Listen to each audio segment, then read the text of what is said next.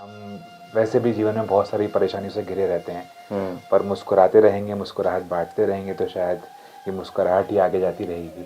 किस किस तरह के पड़ाव शुरू में आपने पार किए? सिर्फ उस एक इंटरेस्ट की वजह से कि पढ़ाई नहीं करनी पड़ेगी, मैं स्कूल प्लेज में मैं दाखिल हुआ। ड्रामा पता है, नाटक पता है, थिएटर कोई वर्ड मैंने पहली बार सुना। 3 नाटक करने के बाद मुझे समझ में आया था। डायरेक्शन में आने के पीछे आपकी सोच क्या थी? धीरे धीरे एक्टिंग का दामन छूटता गया और धीरे धीरे डायरेक्शन की एक ग्रोथ जो है वो बढ़ती गई। जैसा कि आपने बताया कि पहले संस्करण में आपको बहुत लॉस हुआ, दूसरे संस्करण के लिए आपने हिम्मत कैसे जुटाई? जब फेस्टिवल खत्म हुआ, लॉस हुआ, लास्ट में मैं अकेला खड़ा था। तो मैंने एक बार ये भी सोच लिया था कि मैं अपनी लाइफ को ख़त्म कर लूँगा तो शायद मैं बहुत शांति में रहूँगा। मैं करीब 2013 से या 14 से लेकर के 2022 तक अपने गुरुजी के घर में रहा, सहताज से घर पे। मैं अपना घर छोड़ दिया था। मतलब 3 इडियट्स मूवी ने आपके दिमाग में बहुत गहरा असर डाला है। मतलब मैं थिएटर में आऊँगा, एक्टिंग सीखूंगा, एक्टर बन जाऊँगा और टीवी पे आ जाऊँगा। क्यों भाई? थिएटर पर ही डायरेक्शन करना चाहते हैं या आगे बढ़कर कभी मूवीज वगैरह में भी ट्राई करेंगे? मुझे लगता है कि 1 घंटे का जो एक वो कंटिन्यूस पूरा पैरामीटर है, उसको जो डिज़ाइन करने का जो एक पूरा जादू है, उसको जो डिज़ाइन करने की पूरी एक नॉलेज है, वो मुझे ज़्यादा इंस्पायर करती है। कैसे आपने सोचा कि चलो एक वॉक की जाए? आर्ट को एनवायरनमेंट से जोड़ना बहुत ज़रूरी है। और अगर आप जितना उसको एनवायरनमेंट से जोड़ेंगे वो उतना ही कॉन्सेप्चुअली स्ट्रांग होता जाएगा पूरा का पूरा। स्मोकिंग के अलावा भी कुछ ऐसी एक्सरसाइजेस हैं जिनसे कि आवाज के बेस को जो है बहुत ज्यादा स्ट्रांग किया जा सकता है? मुक्तिधाम जैसे कि एक नाटक था, इमर्सिव पूरा का पूरा प्ले था। अगर मैं खुद उस नाटक में एक्टिंग कर रहा था तो मैं उस इमर्सिव एक्सपीरियंस को क्रिएट ही नहीं कर पाता। मैं इनको संगीत नाटक अकादमी अवार्ड, इनलेक्स अवार्ड से भी बड़ी अचीवमेंट मानता हूँ इस लाइन को मैं। हम 90s के जो बच्चे हैं ना, अगर पापा छू भी लें हमको या पापा हमारे कंधे पे हाथ रख दे तो हमारे गूज़बम्स आ जाते हैं। उन्हीं पिताजी की लाइनिंग्स की वजह से आप घर छोड़ के चले गए और फिर उन्हीं पिताजी की एक लाइन ने आपको इतना मोटिवेट कर दिया। राइटर वो है जो आइडिया लेकर के आता है और उसको शब्दों में कन्वर्ट करता है। एक दौर था जब आप स्कूल में प्लेस किया करते थे, वहाँ सिर्फ एक ही लाइटिंग है, सूर्य भगवान। हाँ। उस ऑडिटोरियम में इतने सारे खांचे बने हुए हैं, उन खांचों को नीचे से ऑपरेट किया जाता है और सनलाइट से स्पॉट बनते हैं। रंगमस्ताने बनाने के पीछे क्या सोच रही? इतनी सारी चीज़ें हैं जो रंगमस्ताने में मैंने खुद ने नहीं सोची थी कि रंगमस्ताने मुझे देगा। शिव सार्थक हैं और शिव कहीं ना कहीं हैं और वो आपको संबल देते हैं काम करने का, सारी चीज़ों का।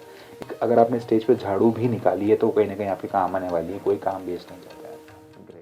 भभूति हर्बल का यौवनप्राश एक शुगर फ्री च्यवनप्राश है जो कि विशेष रूप से शुगर यानी मधुमेह के मरीजों के लिए 21 दुर्लभ जड़ी बूटियों के मिश्रण से तैयार किया गया है। इसके नियमित इस्तेमाल से इम्यूनिटी के साथ साथ खून में बढ़ते ग्लूकोज की मात्रा को नियंत्रित करने में मदद मिलती है और युवाओं जैसी ऊर्जा का अनुभव मिलता है। भभूति हर्बल ने अपने ग्राहकों को इस उत्पाद को उचित मूल्य पर उपलब्ध करवाया है जिससे कम खर्च में पूरा लाभ प्राप्त हो सके। यदि आप भी शुगर के मरीज हैं तो भभूति हर्बल के इस शुगर फ्री च्यवनप्राश को एक बार जरूर इस्तेमाल करें और अपने इस अनुभव को अपने दोस्तों और परिजनों को शेयर करें। आपका विश्वास हमारा प्रयास।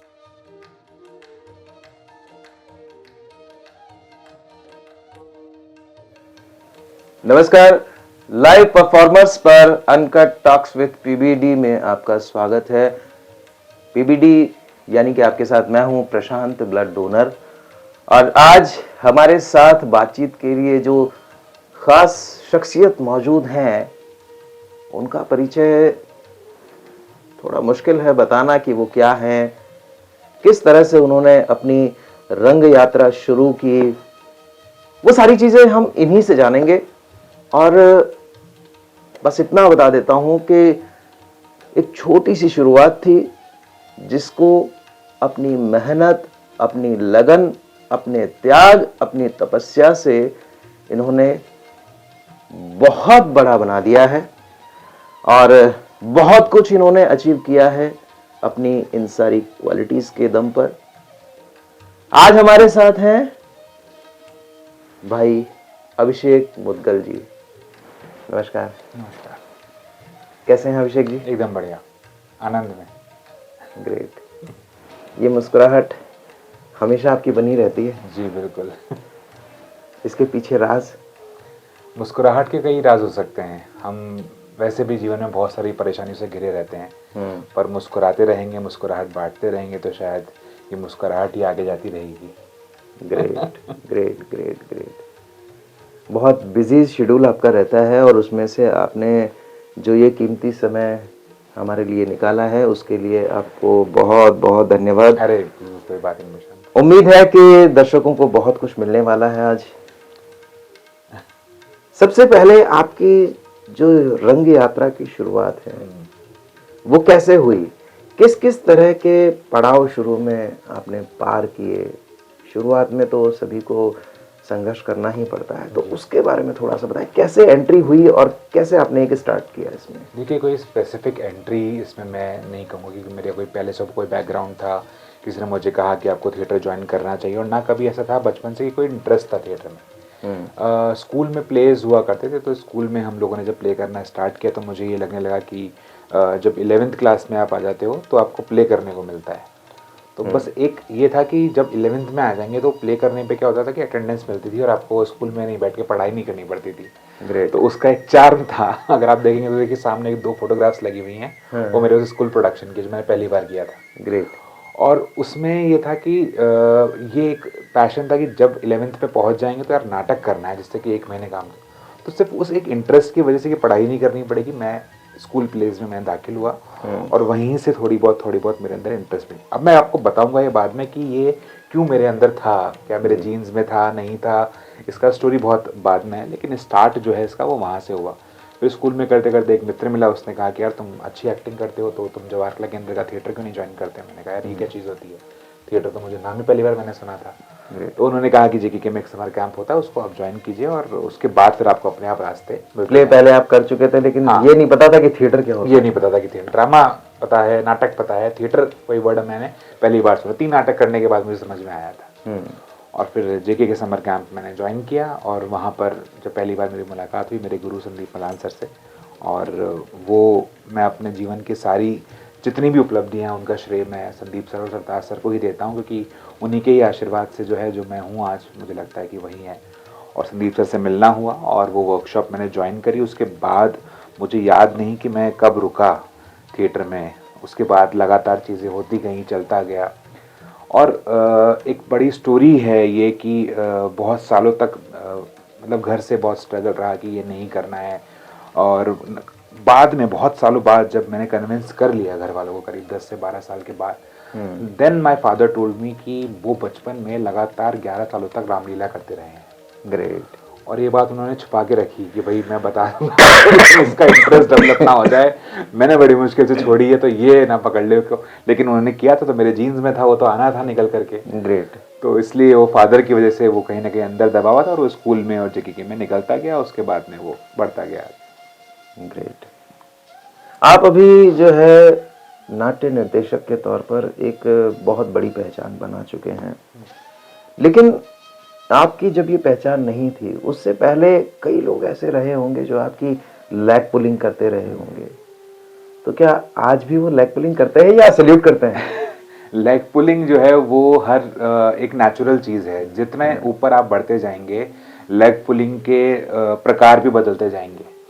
जब आप छोटे हैं तो अलग लोग होंगे लेग पुलिंग करने वाले, थोड़ा सा आगे बढ़ेंगे तो दूसरे लोग होंगे, जब नेशनल लेवल पे पहुंच जाएंगे तो लेग पुलिंग करने वाले अलग लोग होंगे। लेकिन ये एक ज़रूर मैं कहना चाहूँगा कि जैसे जैसे आप आगे बढ़ते जाते हैं तो जो पुराने लेग पुलिंग करने वाले लोग हैं वो लेग पुलिंग नहीं करते हैं, फिर उनको समझ में आ जाता है कि यार भाई हमारे लेवल का रहा नहीं, इसके लेग पुलिंग करके हम इसका क्या उखाड़ लेंगे, तो फिर वो छोड़ देते हैं उस चीज़ को। उसको देख करके मुझे बड़ा अच्छा लगता है। जैसे कई लोग ऐसे थे जो लोग पहले बात नहीं करते थे, चीज़ें नहीं करते थे, उसको लगता था कि क्या मतलब क्या है अभिषेक मुद्गल? क्या है अभिषेक मुद्गल।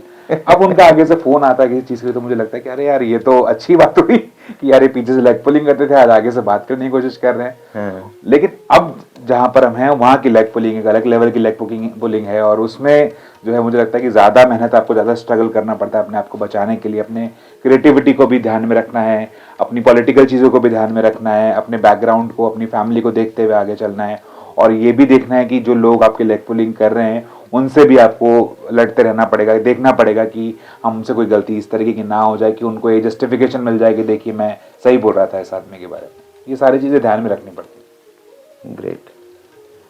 आप एक्टिंग भी काफ़ी कर चुके हैं, डायरेक्शन में आप आ गए, लेकिन डायरेक्शन में आने के पीछे आपकी सोच क्या थी? किस सोच के साथ आप डायरेक्शन में आए?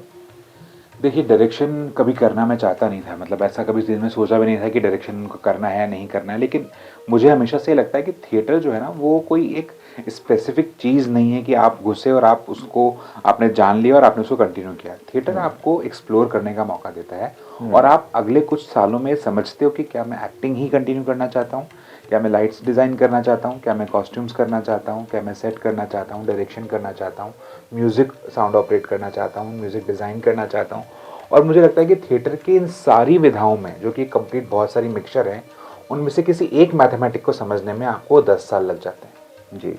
ये मैं मिनिमम वक्फा बता रहा हूँ आपको कि इतना आपको समय चाहिए ही चाहिए, चाहे वो एक्टिंग को लेकर के हो। जब आप किसी चीज़ को इतना समय देते हैं तो वो चीज़ फिर 10 साल के बाद आपको पेमेंट करना स्टार्ट करती है।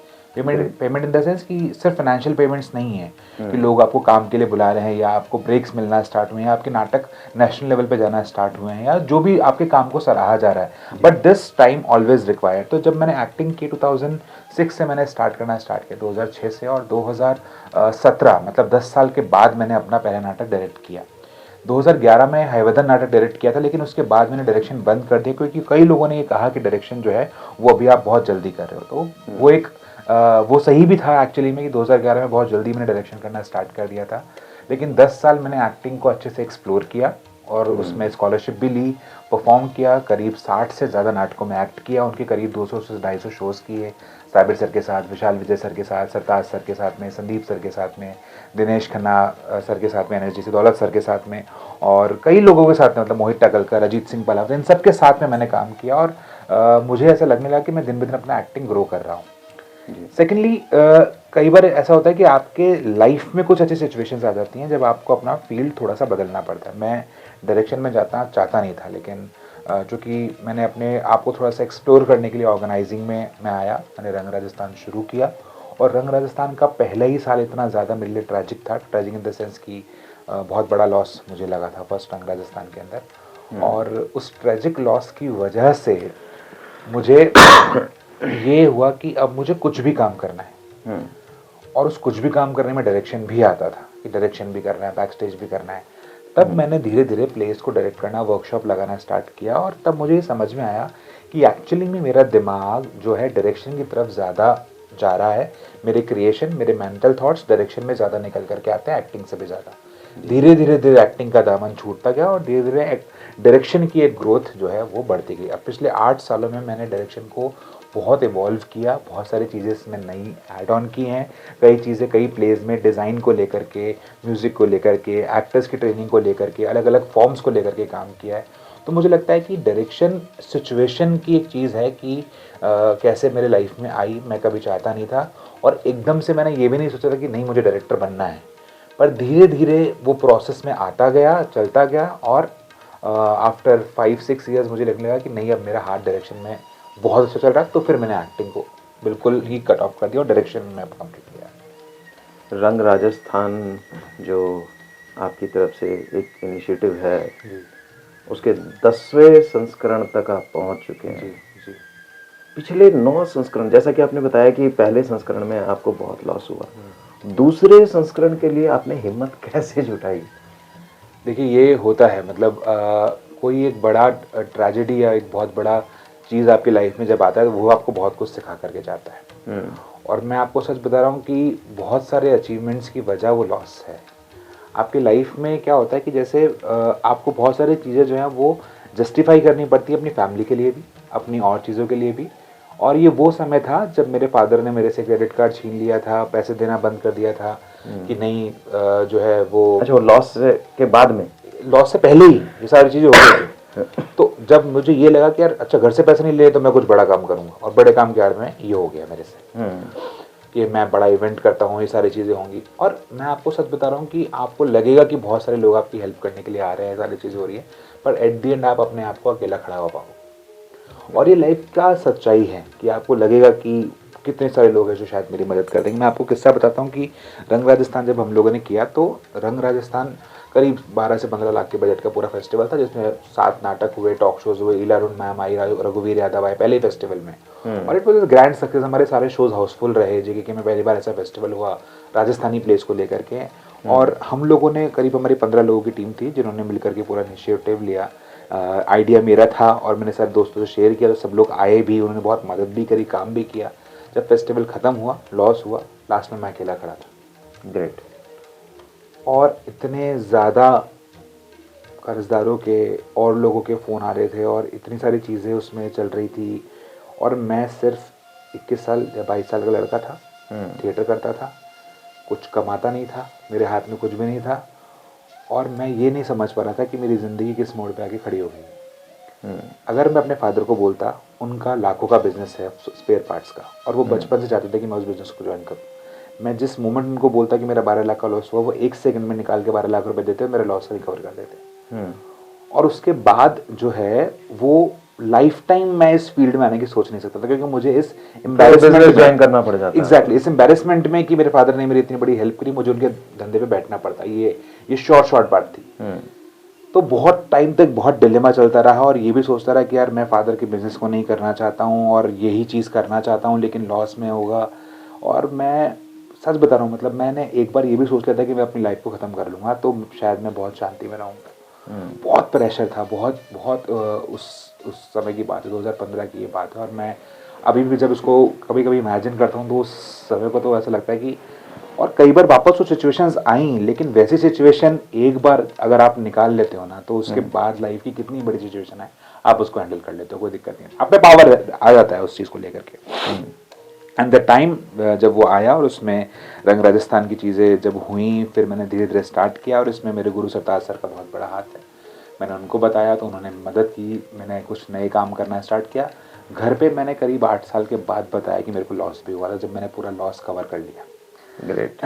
मतलब 8 साल लग गए आपको वो लॉस कवर करने में? एग्जैक्टली, बिल्कुल। मतलब मैं आपको ये बात बताता हूँ कि इनफैक्ट कुछ पैसे तो मैंने 2 साल पहले, 1.5 साल पहले ही चुकाए हैं मेरे फ्रेंड के, जिनसे मैंने लोन लिया था उस इवेंट के लिए।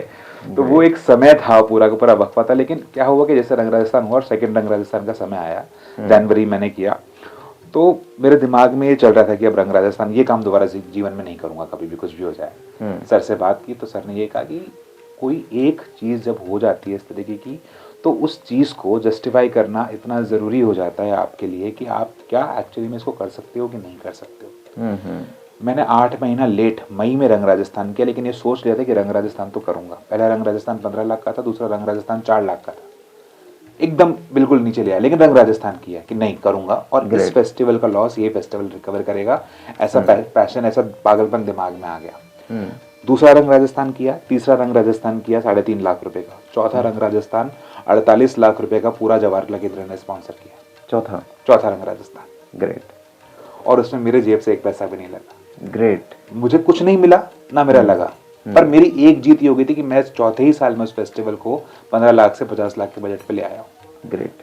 लोन चल रहा था पहले फेस्टिवल का, 10 लाख का कर्जा तब भी चल रहा था, इंस्टॉलमेंट जा रही थी, इंटरेस्ट पेमेंट हो रहा था, लेकिन रुका नहीं। धीरे धीरे करते करते मैंने और सारे कामों से कर्जा चुकाया, और ये उस बीच में ये सारी चीजें आती गई, डायरेक्शन भी करना स्टार्ट कर दिया, कुछ और ऑर्गेनाइजिंग करना स्टार्ट कर दिया, स्टेज मैनेजमेंट करना स्टार्ट कर दिया। जो चीज मुझे इस फील्ड में पैसा दे रही थी वो सारा काम किया, चाहे पैसा कहीं से भी आए। मुझे दिन में 10 काम करने पड़ेंगे, मैं करूंगा, क्योंकि मुझे मेरा वो लोन खत्म करना है और आगे बढ़ना है, और फादर के बिजनेस में तो नहीं जाना है, यही काम करना है, चाहे कोई भी स्ट्रगल है। आप ये मानेंगे नहीं कि ये कितनी बड़ी बात है कि जब घर पे इतना ज़्यादा प्रॉब्लम होता था, सारी चीज़ें होती थी, मैं करीब 2013 से या 14 से लेकर के 2022 तक अपने गुरुजी के घर में रहा, सहताज से लेकर के मैं अपना घर छोड़ दिया था। और इस पूरे वक्फे में मैं सर के घर पे ही रहा पूरा का पूरा। मुझे बार बार लगता था अगर मैं अपने घर गया वापस, तो वापस मुझे उस प्रेशर में कहीं मैं घर पे वापस बिजनेस ज्वाइन ना कर लूँ और ये सब मैं छोड़ ना दूँ। मुझे मेरे फील्ड को जस्टिफाई करना है, मुझे इसी में अचीवमेंट लेना है। ग्रेट। तो मतलब बिजनेस से डरते थे आप? डर नहीं है, देखिए अगर मैं एक तरह से मानूं तो यहाँ भी मैं बिजनेस ही कर रहा हूँ, पर मैं अपनी मर्जी का बिजनेस कर रहा हूँ जो मैं चाहता हूँ। मतलब 3 इडियट्स मूवी ने आपके दिमाग पे बहुत गहरा असर डाला है। एग्जैक्टली मतलब आप मान सकते हैं इस चीज को कि वो है इस तरीके की चीज। लेकिन उसमें ये एक फैक्टर ये भी था कि मैं कम से कम अपने फील्ड से जुड़ा हुआ हूँ, और ये फैक्ट बात है, ज़रूरी नहीं है कि आप जो सोच कर किसी फील्ड में आए हो वैसा ही एग्जैक्टली हो आपके साथ में। मैं अपने बच्चों को भी कई बार ये बात बोलता हूँ कि हम सपने देखते हैं। जैसे मान लीजिए कि मैंने एक सपना देखा कि मैं राजस्थान इंटरनेशनल सेंटर का डायरेक्टर बनूंगा या प्रोग्राम ऑफिसर बनूंगा, कुछ भी बनूंगा। तो मैंने सपना देखा, मैं उस पोस्ट पे पहुंच भी गया। अब ये positive sign of my dream ये हुआ। ग्रेट। इस पॉजिटिव साइन के साथ में कितने नेगेटिव एस्पेक्ट्स के साथ में आने वाले वो हम कभी नहीं सोचते, पर हमें उनको भी साथ में सोचना पड़ेगा। अगर आज एनएसडी का डायरेक्टर है, जेके का डायरेक्टर जनरल, उनको गाली भी खानी पड़ती है, उनके खिलाफ आरटीआईज भी लगती हैं, उनके खिलाफ बहुत सारी चीजें भी होती है। तो आप सिर्फ पॉजिटिव साइड क्यों सोच के चल रहे हो कि मेरे साथ में यही होगा, मतलब मैं थिएटर में आऊंगा, एक्टिंग सीखूंगा, एक्टर बन जाऊंगा और टीवी पे आ जाऊंगा? क्यों भाई? जो इसके साथ के नेगेटिव एस्पेक्ट्स है वो भी तो सोचो कि मैं स्ट्रगल करूंगा, इतने साल तक मुझे काम नहीं मिलेगा, घर से पैसा नहीं मिलेगा, ये सारी चीजें मुझे सोच के चलनी है। तो आप डिप्रेशन आएगा ही नहीं अगर आप सारी चीजें पहले सोच लोगे कि हाँ ये तो होना ही है मेरे साथ में। नवाज के साथ में भी हुआ, जितने मतलब एस्टैब्लिश्ड एक्टर्स हैं उन सबके साथ में चीज हुआ, तो मेरे साथ में हो रहा तो नई बात क्या है? बिल्कुल। आप ये क्यों सोचो चलो कि सब कुछ अच्छा ही चलेगा लाइफ के अंदर? ये तो पॉसिबल ही नहीं है। मतलब पागलपन जरूरी है, बहुत जरूरी है। अगर आपको रहना है इसी फील्ड के अंदर, अगर मैंने सोच लिया कि इसी फील्ड के अंदर ही मुझे मेरा नाम कमाना है, आगे इसी फील्ड के अंदर ही जाना है, कुछ भी हो जाए वापस घर पे जाकर धंधे पे तो नहीं बैठने का। अदरवाइज कितने सारे लोग हैं वो जो इस फील्ड में आना चाहते हैं, वो इंस्पिरेशन कैसे लेंगे? आज कोई बच्चा थिएटर करना चाहेगा तो उसके पास में एक नाम तो होना चाहिए कि हाँ नहीं, थिएटर में भी कुछ किया जा सकता है। उसका पेरेंट्स को बोलेगा किसका नाम कि देखिए वो आदमी भी तो कर रहा है। आपके पास कोई एग्जाम्पल ही नहीं है आपके पास में देने के लिए, क्योंकि अगर कोई बच्चा अगर सिर्फ गिटार ही सीखना चाहता है तो उसके पेरेंट्स नहीं, बेटा तो पहले एमबीए कर ले, जैसे मेरे फादर ने कहा बीबीए कर ले, एमबीए कर ले, उसके बाद तेरे को जो करना है वो कर लेना। बिल्कुल। तो वो एक सेट पैटर्न को आपको ब्रेक करना पड़ेगा। उसके लिए आपको सारा स्ट्रगल भी पहले से सोच के चलना पड़ेगा कि घर के बाहर भी रहना पड़े, पैसे नहीं भी होंगे, हर तरीके का काम भी करना पड़े, तो आपको तैयार होना पड़ेगा उसके लिए। ग्रेट। तो आप थिएटर पर ही डायरेक्शन करना चाहते हैं या आगे बढ़कर कभी मूवीज वगैरह में भी ट्राई करेंगे? कुछ सोचा है क्या सर? मुझे नहीं लगता, क्योंकि मैंने बहुत टाइम पहले ही, करीब 4-5 साल पहले ही मैंने सोचा था कि मैं फिल्मों में कुछ ट्राई करता हूँ, चीज़ें करता हूँ, और कुछ शूटिंग्स पे गया। अभी आकाश खुराना मेरे बहुत अच्छे मित्र हैं, उनके नेटफ्लिक्स की मिसमैच सीरीज के 2 सीजन्स की मैंने लोकल कास्टिंग की है और सेट पे भी बहुत टाइम रहा हूँ। पर मुझे फिल्म डायरेक्शन ने या फिल्म शूटिंग ने इतना कभी भी जो है ना इंस्पायर नहीं किया। फिल्म बहुत बड़ा मीडियम है और बहुत अच्छा लोग काम कर रहे हैं, पर सबका एक पर्सनल इंस्पिरेशन होता है उसके अंदर। तो मुझे लगता है कि मैं इतना वेट या इतने सारे रीटेक्स, हो सकता है एक अलग क्रिएशन है वो, जिसको उसमें मजा आता है उसको नहीं आता। मुझे थिएटर में मजा आता है। मुझे लगता है कि 1 घंटे का जो एक वो कंटिन्यूस पूरा पैरामीटर है, उसको जो डिजाइन करने का जो एक पूरा जादू है, उसको जो डिजाइन करने की पूरी एक नॉलेज है, वो मुझे ज्यादा इंस्पायर करती है, मुझे ऐसा लगता है। तो मुझे अगर 1-2 कोई प्रोजेक्ट होगा तो शायद करूँगा, बट मैं थिएटर में ही आगे चीज़ें इवॉल्व करना चाहता हूँ। मैं ये तो नहीं बोलता कि रतन थियाम जितना बड़ा डायरेक्टर बन पाऊँगा, नहीं बन पाऊँगा, लेकिन मैं अपने आप को यही देखता हूँ कि इंडिया में थिएटर मूवमेंट्स को लेकर के कितने इवॉल्वमेंट्स और हो सकते हैं, कितना और मूवमेंट आगे बढ़ाया जा सकता है। थिएटर में कितनी सारी चीज़ें जो नई लेकर के आई जा सकती है, जैसे कि अभी हम लोगों ने इमर्सिव थिएटर हम लोगों ने किया था, वॉक थिएटर हम लोगों ने स्टार्ट किया है, और ऐसे कितने सारे एस्पेक्ट्स हैं थिएटर के जो लोगों को थिएटर से जोड़ेंगे। तो मुझे लगता है थिएटर में करने को इतना कुछ है कि मेरी जिंदगी निकल जाएगी, फिल्म तक तो मैं पहुंच ही नहीं पाऊंगा। तो सिर्फ टच करने से मतलब नहीं है ना, उस चीज़ को इतना, मतलब अगर आपने उसको पैशन बनाया है, अपनी लाइफ को जीने का जस्टिफिकेशन आप उस फील्ड से, उस आर्ट से करो, तो उसको पूरी तरीके से प्रैक्टिस तो करो अच्छे से अपनी ज़िंदगी में। ग्रेट। अच्छा, वॉक थिएटर का कॉन्सेप्ट आपके दिमाग में कहाँ से आया? कैसे आपने सोचा कि चलो एक वॉक की जाए? मैं जब 2022 में मुझे इनलेक्स थिएटर अवार्ड मिला था, और इनलेक्स थिएटर अवार्ड पूरे इंडिया में 3 लोगों को मिलता है, और वो इनलेक्स फाउंडेशन से मिलता है, हर साल वो 3 लोगों को देते हैं। और आफ्टर माई MBA मैंने मास्टर्स किया थिएटर में, इनलेक्स थिएटर अवार्ड मिला, और उसके थ्रू मैंने एक रेजिडेंसी में अप्लाई किया, जब उसके लिए मैं यूरोप गया। यूरोप में जब मैं स्टेज मैनेजमेंट का कोर्स कर रहा था वहाँ पर टेंट स्कूल के अंदर, और बहुत सारी डिस्कशंस में ये पाया कि आर्ट को इन्वायरमेंट से जोड़ना बहुत ज़रूरी है, और अगर आप जितना उसको इन्वायरमेंट से जोड़ेंगे वो उतना ही कॉन्सेप्चुअली स्ट्रॉन्ग होता जाएगा पूरा का पूरा।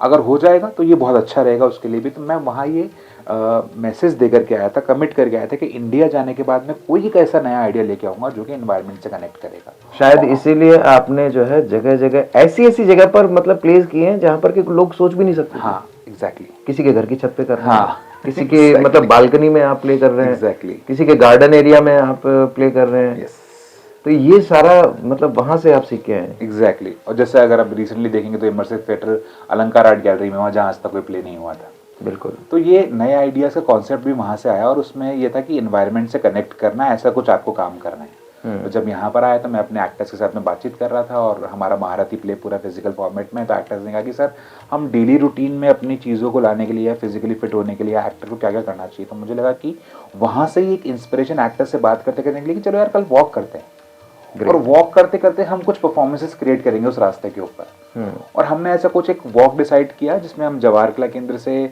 कुछ 18 किलोमीटर का वो वॉक था, पहला वॉक जो हमारा था, जिसमें कि हम जेके से हवा महल होते हुए वापस जेके आए। उसमें हमने बहुत सारे रास्ते कवर किए, चांदपुर छोटे चौपड़ से होते हुए, गणगौरी बाजार से होते हुए एक पूरा राउंड क्लियर किया 3 किलोमीटर से। और उसमें हमने करीब 18 अलग अलग परफॉर्मेंसेस की। ग्रेट। और जब पहला ये वॉक हुआ, उस वॉक के चलते चलते ही हमको ये समझ में आया कि this is something kind of a theatre activity और वॉक थिएटर। इसका मैं फोटोग्राफ्स लेकर के वहाँ यूरोप भेजा तो दे वर वेरी हैप्पी कि यस इसमें बहुत सारी चीजें ये हो रही है कि जो लोग थिएटर तक नहीं आ पा रहे आप थिएटर उन तक पहुंचा रहे हो। Great. आप हर जगह जाकर के नाटक दिखा रहे हो, अलग अलग जगह पर क्रिएट कर रहे हो सारी। बट पर ये नुक्कड़ नाटक से थोड़ा सा अलग है क्योंकि नुक्कड़ नाटक एक एरिया में बैठ करके किसी सोशल इशू के ऊपर वो चीजें इसमें क्रिएट हो रही हैं। लेकिन वॉक में क्या है कि ऑडियंस भी आपके साथ चल रही है, आर्टिस्ट भी आपके साथ चल रहा है और आप उन प्लेसेस को यूज करते हुए उस परफॉर्मेंसेस को वहाँ पे क्यूरेट कर रहे हैं। ग्रेट। तो इसलिए ये वॉक जो है वो यूरोपियन जो टेक्निक था, यूरोपियन का जो मेरा पूरा वहाँ का कोर्स था, वहाँ से इंस्पायर होकर के मैंने कुछ चीज़ें यहाँ पे स्टार्ट की। ग्रेट। अच्छा, थिएटर में कहा जाता है कि जो थिएटर आर्टिस्ट हैं उनकी आवाज का बेस ही जो है उनकी असली पहचान होती है। जी। और एक एक्टिविटी जो है मोस्टली थिएटर आर्टिस्ट करते हुए पाए जाते हैं, वो स्मोक करते हैं। स्मोक से उनकी आवाज में बहुत स्ट्रॉन्ग बेस आ जाता है। और क्या ये सही है या स्मोकिंग के अलावा भी कुछ ऐसी एक्सरसाइजेस हैं जिनसे कि आवाज के बेस को जो है बहुत ज्यादा स्ट्रॉन्ग किया जा सकता है उसी की तरह?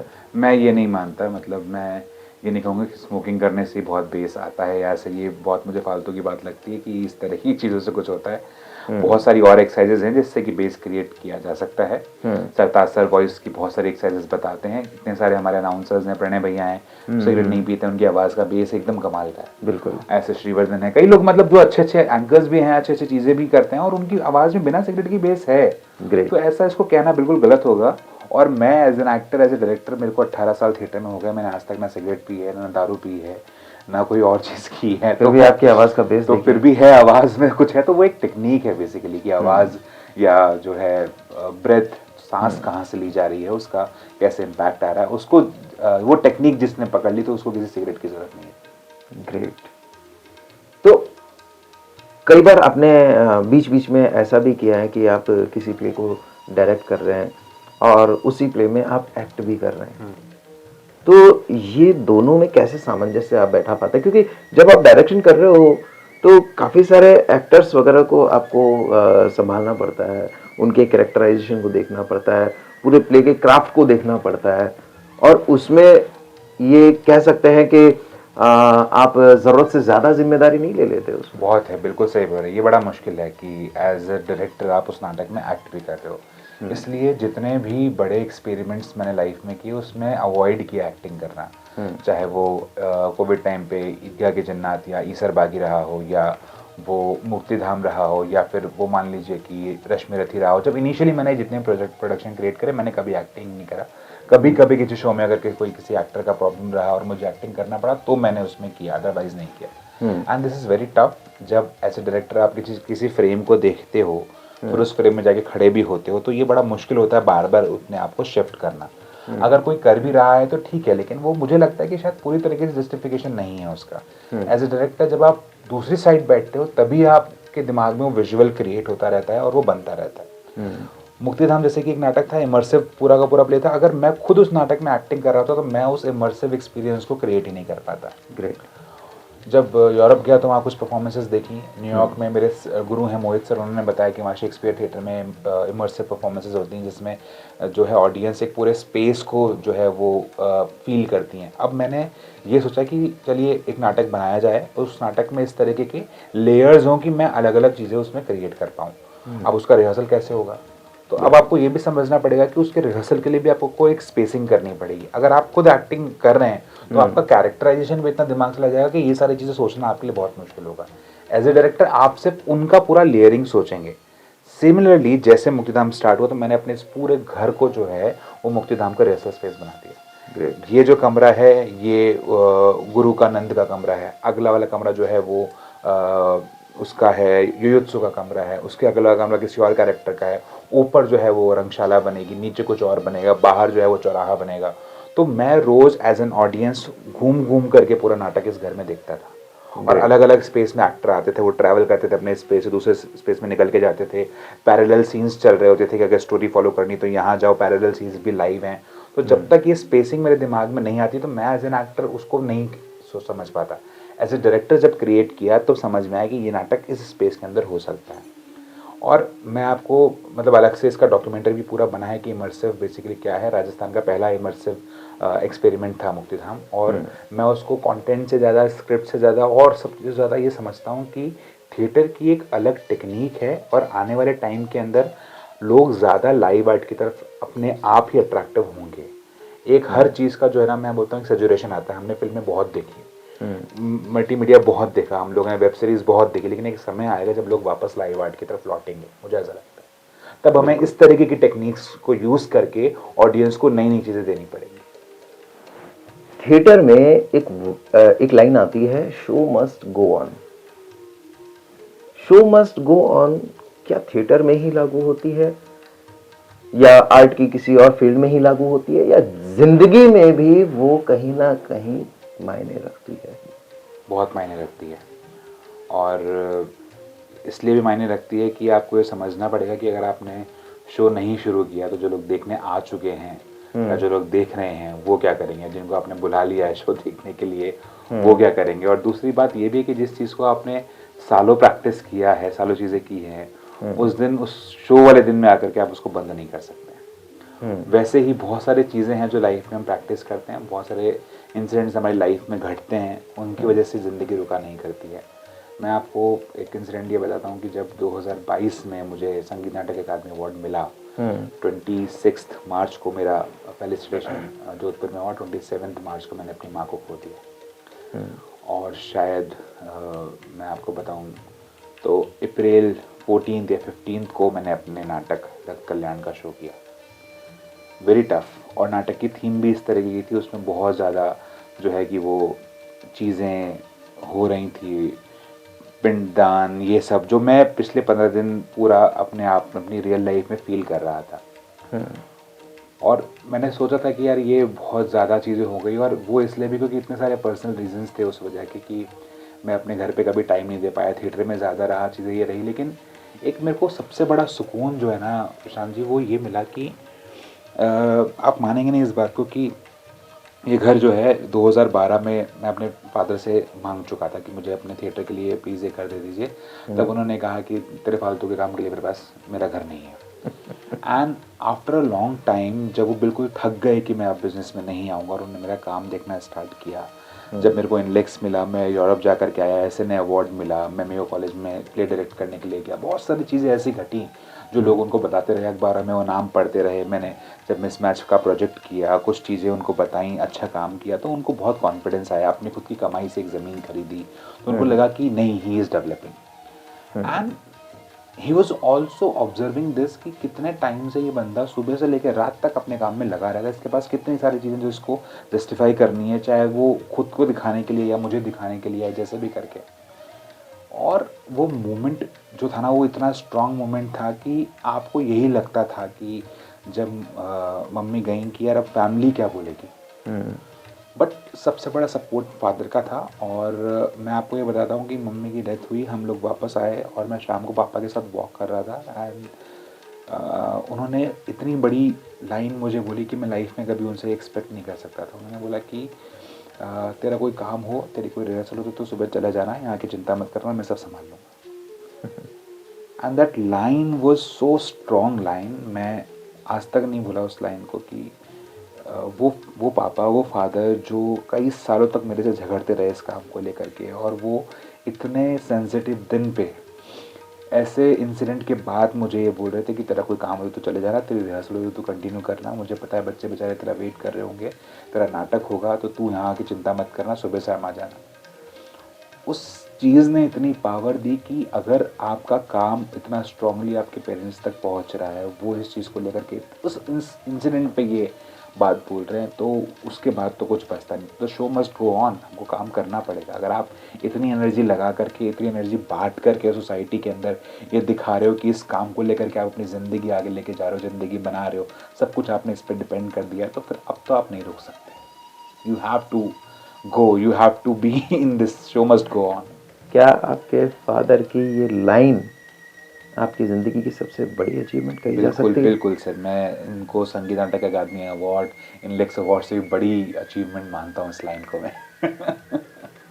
ये लाइन के, ये ऐसी लाइन सुनने के लिए जो है बच्चे अपनी पूरी ज़िंदगी निकाल देते हैं कि पेरेंट्स उनको इस तरीके की लाइन सुनी जाए। और हम जिस मिडिल क्लास फैमिली से प्रशांत जी आते हैं ना, हम जो शहर के लोग हैं, मतलब उनमें हमारे से आजकल के नए बच्चों का तो डैड को गले मिले, डैड को किस किया, ये एक बड़ा अचीवमेंट रहता है। पर हम 90s के जो बच्चे हैं ना, अगर पापा छू भी लें हमको या पापा हमारे कंधे पे हाथ रख दे तो हमारे गूज़बम्स आ जाते हैं।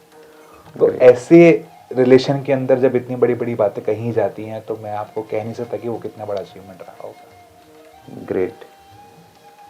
उन्हीं पिताजी की लाइनिंग्स की वजह से आप घर छोड़ के चले गए, और फिर उन्हीं पिताजी की एक लाइन ने आपको इतना मोटिवेट कर दिया। Great, hats off to you. आपकी जो मेहनत थी वो रंग लाई, और ये लाइन आपको उनसे सुनने को मिली। अब थोड़ा सा हम लोग क्राफ्टिंग पे आ जाते हैं। जब भी आप किसी नए प्ले को लेकर तैयारी शुरू करते हैं, तो आपकी क्राफ्टिंग किस तरह से होती है? क्या आपका प्रॉपर प्रोसेस होता है उसको, प्ले को पूरा तैयार करने के पीछे? प्रोसेस हर डायरेक्टर के हर समय बदलते रहते हैं, मुझे ऐसा लगता है, और हर नाटक आपको एक नया प्रोसेस देता है। जब आप क्लासिकल प्ले कर रहे होते हैं तो उनके एक अलग प्रोसेस होते हैं, उस पर आपका वॉइस पे, डिक्शन पे, कंटेंट पे, कॉन्टेक्स्ट पे, टेक्स्ट के रिसर्च पे बहुत काम होता है। जब आप एक्सपेरिमेंटल प्ले कर रहे हो तो रियलिस्टिक प्ले कर रहे हो तो उसमें प्रैक्टिस पे और क्राफ्ट पे बहुत अलग तरीके से काम होता है। तो जैसे कि आप ये समझिए कि जब मैं ईसरबागी कर रहा था तो वो प्योर रियलिज्म प्ले था, इडिपस रियलिस्टिक, बिल्कुल रियलिस्टिक था, और वो इडिपस का अडेप्टेशन था। तो बागियों को एक ही जगह पे रखना, 15 दिन तक नहीं नहाना, आग, रियलिज्म, खाना बनना, एवरीथिंग शुड बी रियल, उसका एक अलग प्रोसेस था पूरा का पूरा। जब मैं रश्मिरथी कर रहा था तो उसमें टेक्स्ट था। रश्मिरथी अपने आप में इतना बड़ा टेक्स्ट है कि उस टेक्स्ट को समझना अपने आप में एक बहुत बड़ा रिसर्च होता है। हमने 1.5 महीने तक तो सिर्फ हर शब्द की मीनिंग निकाले कि कोई भी हिंदी का शब्द हम ऐसे कैसे बोल सकते हैं कि ये तो ऐसे ही बोल दिया, ठीक है। दुर्योधन अब रण होगा, तो रण है क्या एक्चुअली में, या कोई मतलब शीतल सुगंध, या जो वो परशुराम की जो उसमें डायलॉग्स हैं, या उसमें कुंती की जो लाइंस हैं, तो ये सारी चीज़ें, जय हो जग में जले जहाँ भी नमन पुनीत अनल को, अनल है, जय हो जग में जले जहाँ भी नमन, नमन क्या है, पुनीत क्या है, अनल क्या है। अब ये लाइन सिर्फ बोल देना रश्मिरथी की नाटक नहीं होगा। तो 1.5 महीने तक उस प्रोसेस में हम इस पूरी स्क्रिप्ट के टेक्स्ट में हिंदी के मीनिंग ढूंढते रहे कि इनकी आम भाषा में शब्द क्या है, जिससे कि उनको हम फीलिंग से समझ करके इस हिंदी को भी अच्छे से बोल पाए, क्योंकि जिसको बोल रहे हैं, जो जिसको भी इतनी क्लिष्ट हिंदी नहीं आती उसको समझ में आए।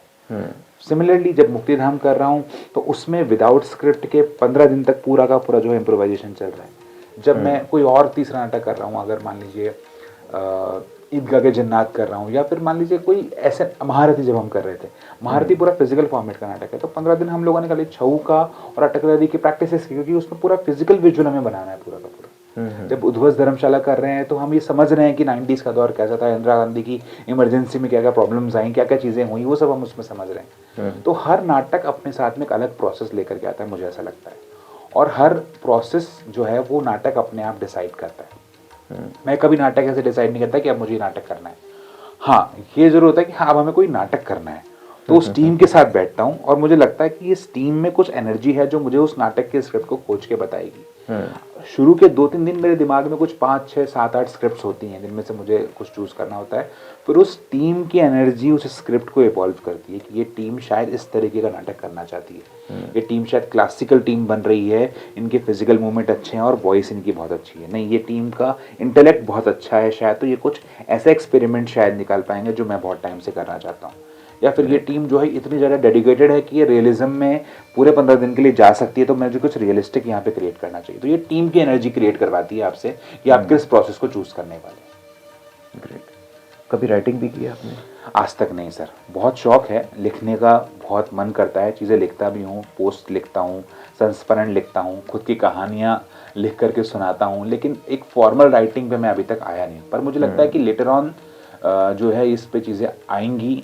एक बहुत बड़ा सरप्राइज़ है, अभी कुछ टाइम में मैं एक बहुत बड़े रंगकर्मी की आत्मकथा जो है वो लिख रहा हूँ। उनकी आत्मकथा को शायद मैं लेकर के आऊँगा, पर अभी नाम इसलिए नहीं बताऊँगा कि जब तक पूरी नहीं हो जाएगी तब तक उसको बताने का जो है कोई मीनिंग नहीं है। तो अगर वो चीज़ आती है और वो चीज़ अगर सही जाती है, अगर बाबा ने चाहा तो हो गई, तो फिर मुझे लगता है कि मैं शायद राइटिंग की तरफ बढ़ूँगा, क्योंकि ये एक तीसरा एक अलग तरीके का अचीवमेंट होगा जो मैं करना चाहता हूँ। और राइटिंग सबसे मुश्किल काम मुझे लगता है, क्योंकि उसका जो कॉन्टेक्स्ट है, उसकी जो शब्दांक है, उनका जो क्रिएशन है, राइटिंग का जो क्राफ्ट है, वो आप ऐसे ही नहीं कर सकते। डायरेक्शन में आपके पास एक बेस होता है, बिल्कुल। एक्टिंग में आपके पास 2 बेस होते हैं, एक राइटर का, एक डायरेक्टर का। बिल्कुल। पर राइटर वो है जो आइडिया लेकर के आता है और उसको शब्दों में कन्वर्ट करता है, ये बहुत मुश्किल काम। पूरे प्ले को पहले विजुअलाइज करता है खुद। उसके लिए आपके सेल्फ ऑब्जर्वेशन इतने होने चाहिए कि आप कुछ लिख पाओ। तो पहले तो मुझे लगा कि 8-10 साल तो अपनी जिंदगी के ऑब्जर्वेशंस को इतना स्ट्रॉन्ग करना पड़ेगा कि आप उनको शब्दों में उतार पाओ। बिल्कुल। अगर आपके पास कुछ है ही नहीं तो आप शब्दों में उतारोगे कैसे? राइटर बनने के लिए आपके जीवन में इतनी सारे स्ट्रगल, इतनी सारी उपलब्धियां, इतने सारी जितने भी चेंजेस हैं, ऑब्जर्वेशन है, बैठना, बात करना, हजार मतलब ऐसे ऐसे किस्से आपकी जिंदगी में होने चाहिए जिनको आप अडेप्ट करके अपनी राइटिंग में उतार सको। तो मुझे लगता है अब वो समय है जब 18 साल थिएटर में हो गए कि अब मैं कुछ छोटी मोटी चीज़ें लिखना शुरू कर सकता हूँ। उसके लिए मैं ट्राई करता हूँ, कभी कभी फेसबुक पे कुछ लिखता हूँ, कुछ फोटोज़ पे मैं कुछ चीज़ें लिखता हूँ, कुछ संस्मरण लिखता हूँ, जैसे मैंने यूरोप के संस्मरण लिखे या पापा के साथ मेरी बातचीत लिखी, या फिर जब मैं पाकिस्तान गया था एक परफॉर्मेंस को लेकर के, तो उसमें मेरी एक मसूद नाम के लड़के के साथ में एक सिक्के को जो एक्सचेंज करने को लेकर के एक बातचीत हुई, वो उसको लेकर के मैंने एक संस्मरण लिखा। तो ये सारी चीज़ें वो हैं जो दुनियादारी से एकदम अलग चीज़ें हैं। तो मुझे लगता है जब आप कुछ डिफरेंट चीज़ों को अपनी लेखनी में उतारते हो तब से आप एक अच्छे राइटर की तरफ धीरे धीरे बढ़ने लगते हो। ग्रेट। एक दौर था जब आप स्कूल में प्लेस किया करते थे, वहाँ सिर्फ एक ही राइटिंग है, सूर्य भगवान। हाँ लेकिन अब जब आप स्टेज पर परफॉर्मेंसेस वगैरह देते हैं, एक क्रिएशन करते हैं, एक प्ले का एक थॉट प्रोसेस सामने रखते हैं ऑडियंस के, तो लाइटिंग जो है ये कितनी इंपॉर्टेंट है एक प्ले के लिए? क्या लाइटिंग नहीं होने से सिर्फ एक लाइट दे दी जाए, जनरल लाइट, उस पर प्ले किया जाए, और एक डिजाइनिंग के साथ लाइट्स सेट की जाए और फिर एक प्ले किया जाए, दोनों में क्या डिफरेंस है? देखिए, लाइट्स का, प्रकाश का बहुत महत्व है। और ये ज़रूरी नहीं कि आप इलेक्ट्रिक लाइटें या प्रोफाइल पीसी पार लगा करके आपकी डिज़ाइन बहुत स्ट्रांग होगी। लाइट के अलग अलग प्रकार हैं। आप नेचुरल लाइट यूज़ करेंगे, और ये मेरा भ्रम कब टूटा, जब मैं 2017 में मणिपुर गया रतनथियाम के स्पेस पे जी, और मैंने उनका ऑडिटोरियम देखा। आप ये मानेंगे नहीं कि उस ऑडिटोरियम में लाइट तो महीने में 3 बार आती है मात्र। लाइटें वहाँ 100 लगी हुई हैं, पर लाइट महीने में 3 या 4 बार आती है वहाँ पे, जब कोई शो के लिए स्पेसिफिकली लगानी होंगी। उस ऑडिटोरियम में इतने सारे खांचे बने हुए हैं, उन खांचों को नीचे से ऑपरेट किया जाता है और सनलाइट से स्पॉट बनते हैं। ग्रेट। मैं अपनी ज़िंदगी में इतना सुंदर ऑडिटोरियम मैंने देखा नहीं था। और जब आप ये देखते हो कि सनलाइट से कोई आदमी स्पॉट बना के नाटक कर रहा है, तो जीवन में और बचा क्या? तो डे आवर्स में ही एक फिक्स टाइम पर वो प्ले किए जाते हैं। एग्जैक्टली। उनको ये भी पता है कि किस टाइम पे कौन से खांचे से कहाँ लाइट पड़ने वाली है। Great great great. उसी के हिसाब से पूरा प्ले का क्राफ्ट तैयार किया जाता है। एग्जैक्टली। तो जब मैंने देखा कि यार यहाँ पर, जैसे अब रतनथियाम जयपुर आ रहे हैं शो लेकर के, हमारे फेस्टिवल में आ रहे हैं, तो उन्होंने यहाँ पे 50, 60, 10 जो भी लाइट उन्होंने मांगी है यहाँ पर। तो उन्होंने सनलाइट की डिमांड भी की है क्या? नहीं की सनलाइट की डिमांड, लेकिन मैं ये देख रहा हूँ कि वो आदमी जब अपने वहां नाटक कर रहा है जहाँ पर लाइट्स ही नहीं है, तो वो कैसे करता होगा। Great. तो मैं सोचा, यहाँ तो आपने मांग ली जयपुर में, तो दिल्ली में तो मांग ली, अपने सोसाइटी के मणिपुर में कैसे मिलेंगी। तो मैंने देखा कि वो उस आदमी ने अपने क्राफ्ट को इतना स्ट्रांग बना लिया है कि वो आदमी डिमांड कर सकता है, क्योंकि उसने अपने स्पेस को इस तरह बना रखा। तो या तो आपके पास भी ऐसा स्पेस हो गया, सर देखिए सनलाइट से स्पॉट बन रहा है, आप इसको यूज कीजिए, आदमी यूज करेगा उसको। तो लाइट का बहुत महत्व है, और मैंने अपने कई नाटकों में नेचुरल लाइट्स रखी हैं। अभी भी मुझे बहुत सारी लाइट्स की बहुत ज़्यादा नॉलेज नहीं है, ऑपरेटिंग की भी, उसको लीनियर करने की बहुत चीज़ें नहीं पता है, लेकिन फिर भी मुझे लगता है कि लाइट्स एक बहुत बड़ा इम्पैक्ट डालता है नाटक के ऊपर, और आपको ये नाटक का डिज़ाइन ही तय करवाता है कि आपको किस तरीके की लाइट चाहिए। जैसे रश्मिरथी में हमारा पूरा एलईडीज को लेकर के या बड़ा तामा झामा करके पूरा उसकी लाइट्स हैं। वहीं जैसे मैं दूसरे नाटक की तरफ जाता हूँ महारथी में, वहाँ एकदम बेसिक लाइट है। ईश्वरबागी में हमने पूरी नेचुरल लाइट यूज़ की है, हमने आग जलाई है, सारी चीज़ें इस तरीके की यूज़ करी हैं, तो वो अलग अलग तरीके का पूरा का नाटक है। तो हर नाटक का डिज़ाइन अपने आप लाइट की रिक्वायरमेंट आपके सामने रखता है कि यार यहाँ मुझे चाहिए लाइट। ग्रेट। थोड़ी देर के लिए आंखें बंद करें आप। आप एनएसडी में लगातार एडमिशन के लिए अप्लाई करते रहे, 4 बार आप फेल हुए जी, लेकिन उसके बाद अचानक जो है आप एनएसडी जाकर और पूरे राजस्थान को रिप्रेजेंट करते हैं, स्टेट मैनेजर की पोस्ट पर वहाँ ज्वाइन करते हैं। अब जब आप वहाँ जाके खड़े हुए तो क्या आपके साथ कोई था? मोमेंट मुझे आज भी याद आता है। तो मुझे लगता है कि जब जिस समय मैं इस न्यूज़ को पढ़ रहा था, तो मेरे राइट हैंड की तरफ संदीप सर खड़े थे और लेफ्ट हैंड की तरफ मेरी मम्मी खड़ी थी। मुझे आज भी यही इमेजिन होता है कि कितना मतलब मे भी बहुत सारे लोगों के लिए बहुत आम बात होगी इस चीज़ के लिए करना। ये national school of drama Exactly. कोई छोटा मोटा संस्थान नहीं है। और वहां जाना, पहले तो आप 4 बार अप्लाई कर चुके थे और हर बार फेल हुए, और फिर उसके बाद में अचानक ये स्टेट को रिप्रेजेंट करते हुए आप जा रहे हैं वहां। और ये भी ऐसा नहीं है कि एक बार पोस्ट भरी और मिल गई, ऐसा नहीं है, इसमें भी स्ट्रगल था। 2019 में पहली बार ये पोस्ट निकली, तब कॉन्ट्रैक्ट पे निकली, तब मेरा सिलेक्शन नहीं हुआ। 21 में वापस निकली, तब मेरा सिलेक्शन नहीं हुआ। 22 में जब वापस निकली लीन टू परमानेंट, तब इन्होंने एकदम से मेरा इंटरव्यू के एक दिन पहले नाम जो है इनएलिजिबल कर दिया कि आपकी डिग्री और एक्सपीरियंस में बहुत कम जो है टाइम पीरियड है। मतलब मैंने डिग्री बहुत लेट ली है थिएटर की, मुझे लगता था डिग्री की जरूरत क्या है, तो वो अपने नॉर्म्स के हिसाब से ठीक थे। अब जब तक ये एक्चुअली में सब क्यों होता है, क्योंकि आप सोच रहे हैं ये सारी चीज़ें उस एक जगह तक पहुंचाने के लिए आपको होती हैं, सारी चीज़ें। अब हो सकता है कि मैं डायरेक्टली सिर्फ उसी पोस्ट के लिए अप्लाई कर रहा था, शायद मुझे नहीं मिलती, पर इसी बीच मेरा RIC में अपॉइंटमेंट हो गया, मैं वहाँ प्रोग्राम ऑफिसर बन गया, which is a strong position for NSD also. तो जब उनको लगा कि एक आदमी एक पूरा इंटरनेशनल सेंटर संभाल रहा है, तो इसका मतलब ये काबिल है, इसको बुलाया जाना चाहिए। ग्रेट। तो वो टाइम पीरियड जो मिला, खाली मेरा इसलिए वहाँ नहीं हो रहा था क्योंकि मुझे किसी चैनल के थ्रू वहाँ पहुँचना था, डायरेक्टली शायद मैं नहीं पहुँच पाता वहाँ पर। तो हर चीज़ लाइफ में अगर आपको नहीं मिल रही है, तो इसका मतलब कोई रीज़न है इसलिए नहीं मिल रही है। आपको किसी चैनल के थ्रू जो पहुँचना है, और शायद और ज़्यादा अच्छे नाम से पहुँचना है आपको।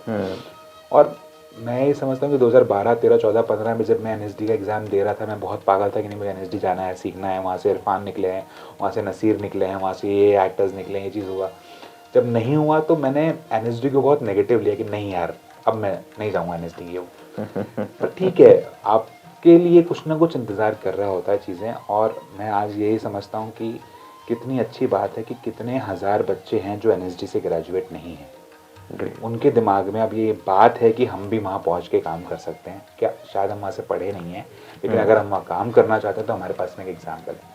तो मुझे मेरे से ज़्यादा खुशी उन लोगों के लिए है जो नॉन NSDians हैं। मुझे ज़्यादा खुशी उन लोगों के लिए होती है, उन्हें एक होप मिली है, उन्हें एक होप मिली है कि भाई हम भी NSD में जाके काम कर सकते हैं। और ये NSD के लिए भी मैं इसको मैं थैंक्स बोलता हूँ NSD को कि उन्होंने अपनी परंपरा तोड़ी है और ये बहुत अच्छा काम किया। जब तक कि हम दूसरे लोगों को बुला करके और चीज़ों को अमालगमेशन नहीं करेंगे, तब तक हम अपने क्राफ्ट को बहुत ज़्यादा बहुत ज़्यादा आगे नहीं बढ़ा सकते।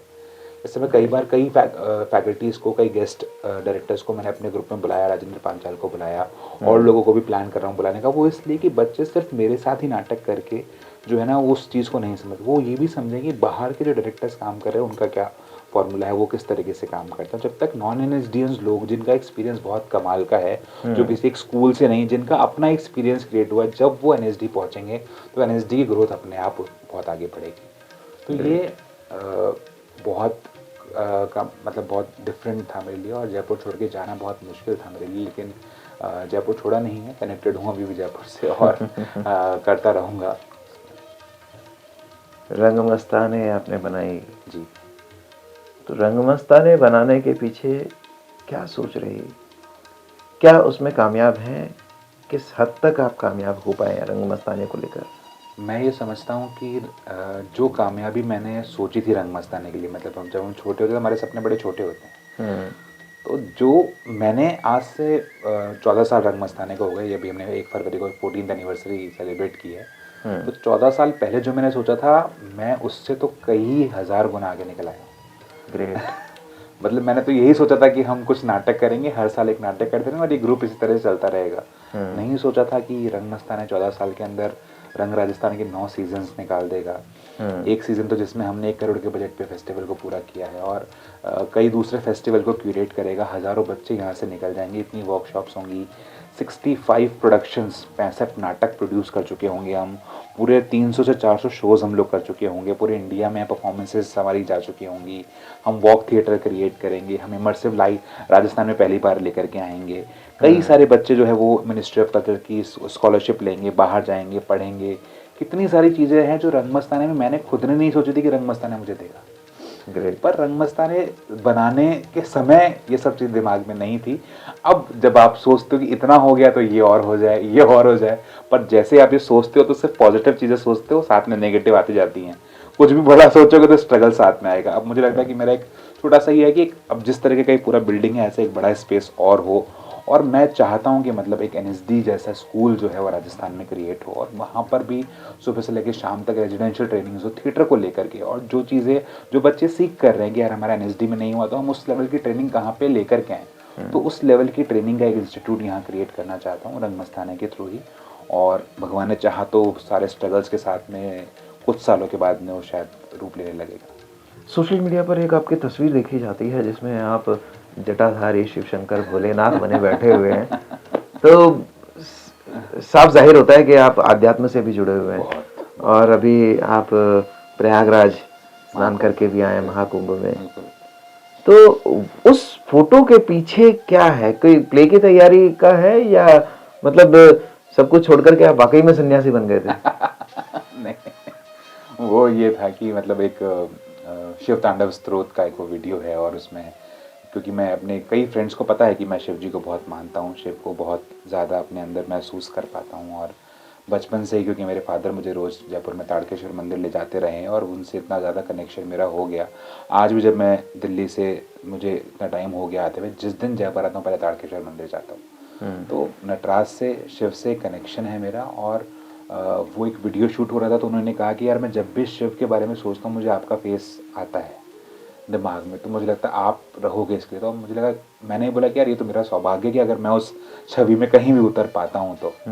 और आज भी मैं आपको बता रहा हूँ कि शिव से जो कनेक्शन है, जो मेरा पूरा अध्यात्म है, कई जगह मैं ऐसे पहुँचा हूँ कि मुझे लगता है कि मुझे शिव ने पहुँचाया है वहाँ पे।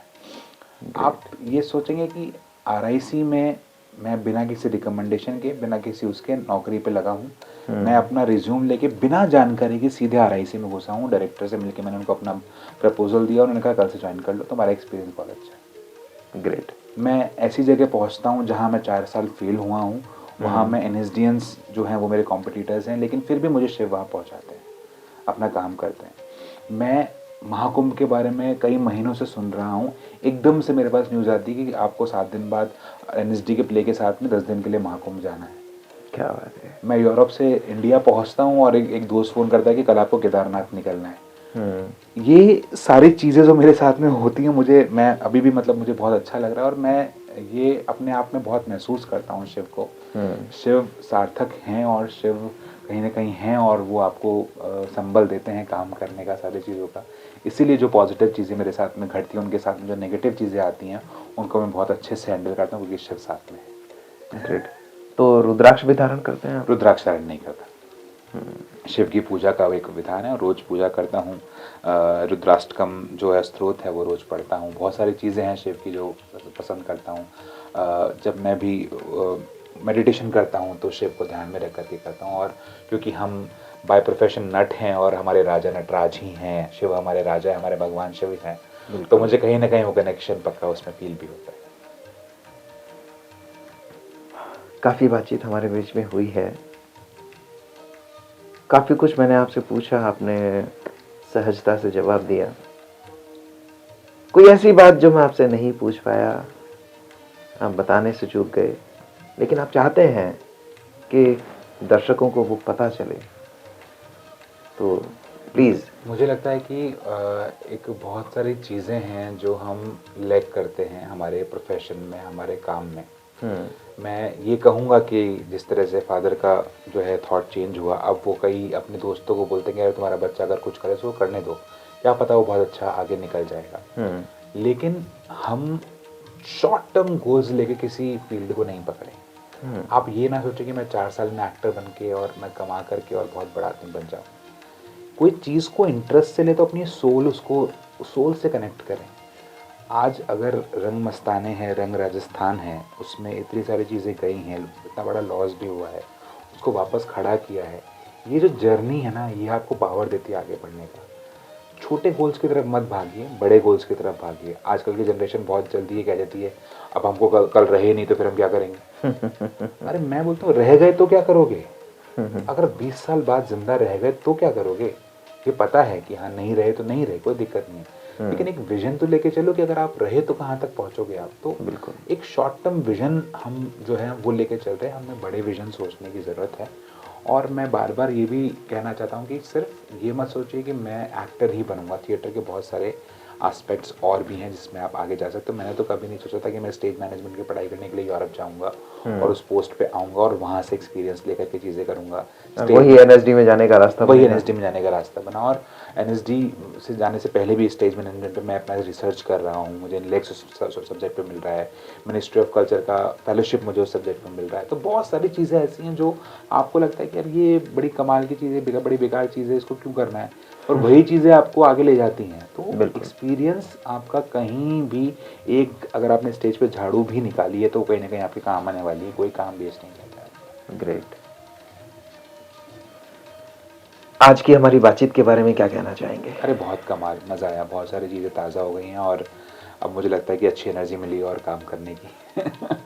तो और अच्छे से काम कर पाएंगे। रंग राजस्थान अभी शुरू होने वाला है, 10वां संस्करण है। मैं खुद बहुत खुश हूँ कि 10 साल रंग राजस्थान ने निकाले हैं। जो चीज़ एक 15 लाख के लॉस पे शुरू हुई थी, अब वो धीरे धीरे अपने पैरों पे खड़ी हो रही है, आगे बढ़ रही है।